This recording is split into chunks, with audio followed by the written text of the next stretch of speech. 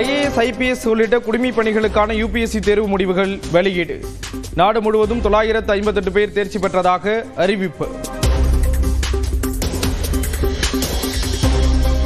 UPSC தேர்வில் தமிழக மாணவி 2ஆம் இடம்.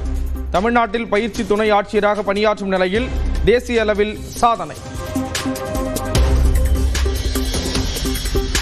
7 ஆண்டுகள் உழைப்பிற்கு வெற்றி கிடைத்திருப்பதாக UPSC தேர்வில் 2ஆம் இடம் பெற்ற ராஜேஸ்வரி மகிழ்ச்சி.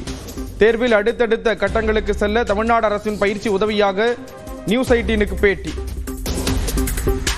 கண்டிப்பா எல்லாருக்குமே ஒரு சவாலான பாதை, கடினமான்றதை விட ஒரு சவாலான பாதை தான். எனக்கு என்னோட பேரண்ட்ஸ் ரொம்ப உறுதுணையா முதல் நாள்ல இருந்து இது ஒரு 7 years ஆஃப் ஜேர்னி. நான் முதல்வன் டீமோட மிஷன் டைரக்டர் சுதாகரன் சார் என்னோட இந்த பாதையில ஃப்ரம் ப்ரிலிம்ஸ் டில் இன்டர்வியூ அன்னைக்கு வரைக்குமே எனக்கு கைடன்ஸ் கொடுத்துக்கிட்டே தான் இருந்தாங்க. நான் எங்கே தப்பு பண்றேன், எங்கே தப்பு பண்ணல, இது இப்படி பண்ணா சரியா இருக்கும், அந்த மாதிரி. தமிழகத்தில் இருந்து 60க்கும் மேற்பட்டோர் சிவில் சர்வீஸ் தேர்வில் தகுதி. சங்கர் IAS அகாடமி இயக்குனர் வைஷ்ணவி பேட்டி. தமிழ்நாடு உடைய ரேங்க் மிகப்பெரிய அளவில் வந்திருக்கிறது எல்லாருக்கும் ரொம்ப சந்தோஷத்தை கொடுக்குது. UPSC தேர்வில் 7ஆம் இடம் பிடித்தார் தமிழக மாணவர் ராஜா மொஹைதீன். மருத்துவத்துறைக்கு சேவையாற்ற IAS பணியில் சேர இருப்பதாக நியூஸ் 18க்கு பேட்டி. நான் முதல்வன் திட்டம் தான். ஒரு ஸ்காலர்ஷிப் தொகையா பிரிலிம்ஸ்க்கு ஒரு வருட காலமாக மாதம் 7,500 ரூபாய் கொடுத்தாங்க. அது மிகவும் யூஸ்ஃபுல்லாக இருந்தது. தமிழ்நாட்டின் அடுத்த 5 ஆண்டு வளர்ச்சிக்கான 14 துறைகளில் அறிவிப்புகளை வெளியிட்ட முதலமைச்சர். ஸ்டாலின் ஸ்டேட்மெண்ட் என்ற பெயரில் வாக்குறுதிகள் வெளியீடு. 2030க்குள் கிராம பகுதிகளில் 5 லட்சம் வீடுகள், நகர்ப்பகுதிகளில் 2 லட்சம் வீடுகள் கட்டப்படும். அனைத்து அரசு உதவி பெறும் பள்ளிகளிலும் 100% ஸ்மார்ட் வகுப்பறைகள் உருவாக்கப்படும் என முதலமைச்சர் அறிவிப்பு. அனைத்து அரசு மற்றும் அரசு உதவி பெறக்கூடிய பள்ளிகளையும் 2030க்குள்ள 100 விழுக்காடு ஸ்மார்ட் கிளாஸ் ரூம் அமைக்கப்படும். 2030க்குள் சிறு குறு தொழில் துறையில் நாட்டிலேயே முதலிடம் பெற இலக்கு. 2030க்குள் 50 லட்சம் புதிய வேலைவாய்ப்புகளை உருவாக்குவதே இலக்கு என்றும் முதலமைச்சர் உறுதி. இந்தியாவினுடைய பொருளாதார வல்லரசாக இருக்கிறது. அதற்கு எங்க இலக்கு 18 லட்சம் கோடி ரூபாய் முதலீடு, 50 லட்சம் இளைஞர்களுக்கு வேலை வாய்ப்புகள். தேவைப்படும் அனைவருக்கும் மருத்துவ காப்பீடு கிடைக்க நடவடிக்கை எடுக்கப்படும் என முதலமைச்சர் உறுதி. வீட்டுமனை இல்லாத ஆதி திராவிட மக்களுக்கு வீட்டுமனை பட்டா வழங்கப்படும் என அறிவிப்பு.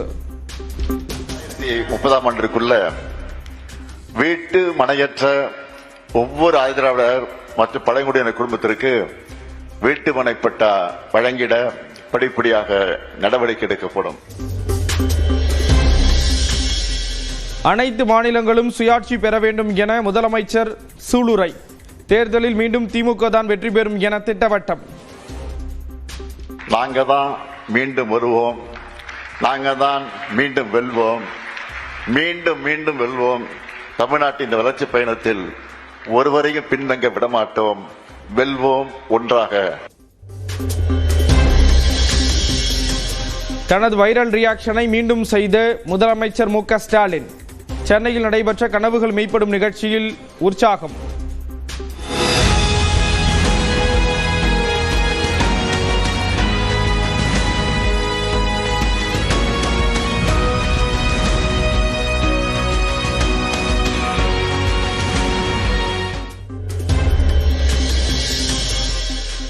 சென்னை உயர்நீதிமன்றத்தின் 55வது தலைமை நீதிபதியானார் சுஷ்ருத் அரவிந்த் தர்மாதிகாரி. பதவி பிரமாணம் செய்து வைத்தார் ஆளுநர் RN ரவி.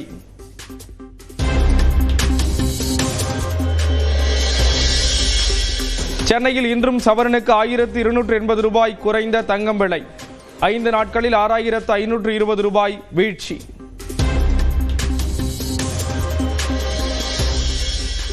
மும்பை பங்குச்சந்தை சென்செக்ஸ் 1000 புள்ளிகளுக்கு மேல் சரிவு. போர் சூழலால் தேசிய பங்குச்சந்தை நிப்டியும் 315 புள்ளிகள் வீழ்ச்சி.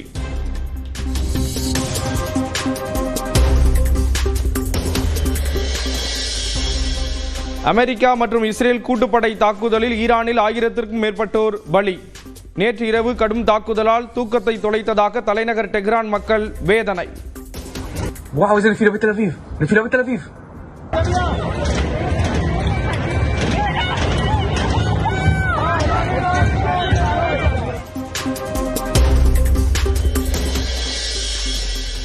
வளைகுடா நாடுகளில் போர் தீவிரமடைவதால் சில நாட்களில் எண்ணெய் சுத்திகரிப்பு ஆலைகள் மூடப்பட உள்ளதாக தகவல். உலக பொருளாதாரத்தை மத்திய கிழக்கு போர் முடக்கும் என கத்தார் எச்சரிக்கை. ரஷ்ய நாட்டிடமிருந்து எரிபொருள் வாங்கிக் கொள்ள இந்தியாவுக்கு 30 நாட்களுக்கு அனுமதி வழங்கிய அமெரிக்கா. ஈரான் போரால் இந்தியாவில் எரிபொருள் தட்டுப்பாடு ஏற்படுவதை தடுக்க நடவடிக்கை.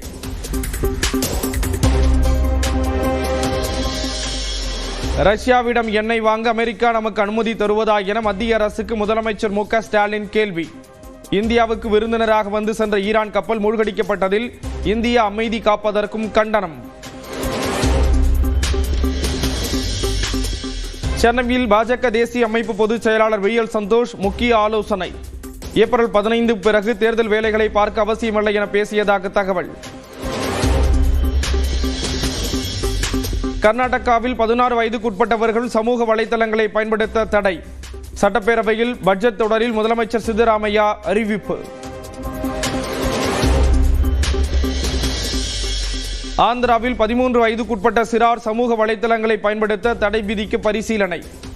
முதலமைச்சர் சந்திரபாபு நாயுடு அறிவிப்பு.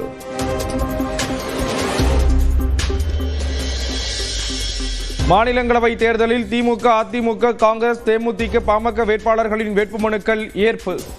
பாமக நிறுவனர் ராமதாஸின் உதவியாளர் சுவாமிநாதனின் மனு நிராகரிப்பு.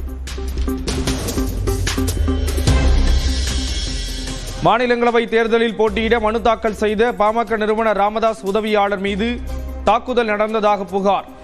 அன்புமணி தரப்பினர் தன்னை தாக்கியதாக சாமிநாதன் குற்றச்சாட்டு. அதிமுக, பாஜக தொகுதி பங்கீடு இறுதியாகாததால் பாமகவிற்கான தொகுதிகளை ஒதுக்குவதில் தாமதம் என தகவல். 30 தொகுதிகளின் பட்டியலை இபிஎஸ்ஸிடம் அன்புமணி தரப்பு வழங்கியுள்ளதாக தகவல்.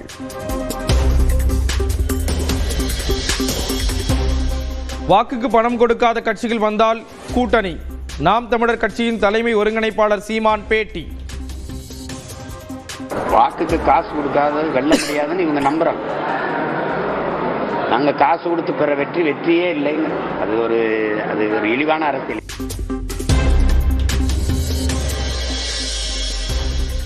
கூடுதல் தொகுதி மற்றும் தனிச்சின்னத்தில் போட்டியிடுவது குறித்து பேச்சுவார்த்தை. செயற்குழு கூட்டத்திற்கு பின்னர் மக்கள் நீதி மய்யம் தலைவர் கமல்ஹாசன் பேட்டி. ஒப்பந்தம் இறுதியாகுது சார். எப்போ ஒப்பந்தம் திமுகவோட? இப்பதான் பேசிட்டு இருக்கோம். அது கூடிய விரைவில் செஞ்சுதானே. கூடுதல் தொகுதியா தனிச்சின்னமா சார்? கூடுதல் தொகுதி நிக்கிறீங்களா? அதெல்லாம் நாங்க அதைத்தான் பேசிட்டு இருக்காங்க. தனிச்சின்னமா உதயசூரியனா? அதைத்தான் பேசிட்டு இருக்காங்க. தேங்க்யூ. தமிழ்நாட்டில் தொகுதி பங்கீடு பேச்சுவார்த்தையை பாஜக தொடங்கவில்லை. பாஜக மாநில தலைவர் நயினார் நாகேந்திரன் பேட்டி. தேர்தல் கூட்டணி தொகுதி பங்கீடு பற்றி இன்னும் நாங்கள் முடிவு செய்யவில்லை. வெகு விரைவில். புதுச்சேரி தேர்தல் தொடர்பாக மேலிட பொறுப்பாளர் கிரீஷ் சோடங்கர் ஆலோசனை. 20 தொகுதிகளில் போட்டியிட வேண்டும் என நிர்வாகிகள் வலியுறுத்தியதாக தகவல். புதுச்சேரியில் காங்கிரஸ் தலைமையிலேயே கூட்டணி. மேலிட பொறுப்பாளர் கிரீஷ் சோடங்கர் பேட்டி.